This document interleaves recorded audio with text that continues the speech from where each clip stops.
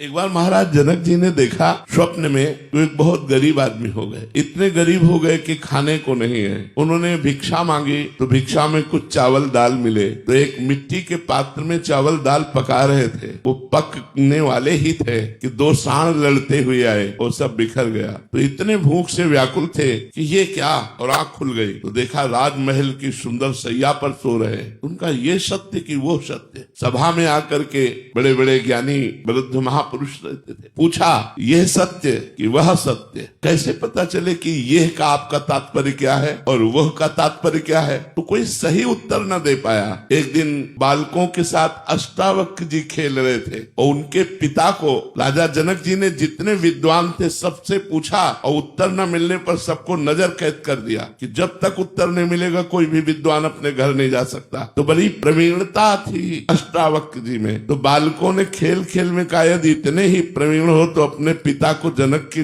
नजर कैद से छुड़वा लो। तो माँ के पास गए और उनका आज तक आपने बताया नहीं कि हमारे पिता जनक की नजर कैद में है, मैं अभी जाता हूँ। तो उनका बेटा पति तो गए ही और तुम भी, हमारे पास कौन रह जाएगा? उन्होंने कहा माँ मैं समस्त विद्वानों को एक क्षण में छुड़वा दूंगा। अष्टावक्र जी गए तो सभा में जे ही पहुंचे तो अष्ट जगह से टेढ़े थे तो चाल तो बड़ी, तो सब हंस पड़े। तो उन्होंने जाते ही कहा जनक की सभा में हमने सुना था ज्ञानी है, लेकिन यहाँ तो हमें कोई ज्ञानी दिखाई नहीं दे रहा। तो जनक जी ने कहा आप सभा को ऐसे कैसे संबोधन कर सकते हैं कि यहाँ कोई ज्ञानी नहीं? बोले आप लोग पहले हमें बताओ हंसे क्यों? बोले आपको 8 जगह से टेढ़ा देखकर। तो बोले आत्मा को देखने वाला ज्ञानी और शरीर और हड्डियों को देखने वाला ज्ञानी। बोल जनक तेरा प्रश्न क्या है? अष्टावक्र जी गुरु हैं जनक जी के। जनक जी ने कहा ये सत्य कि वो सत्य? तो सीधे एक शब्द में उत्तर दिया, ना ये सत्य और ना वो सत्य। जो जागृत है वो तुम्हारी स्वप्न अवस्था में असत्य हो गया और जब जागृत में आए तो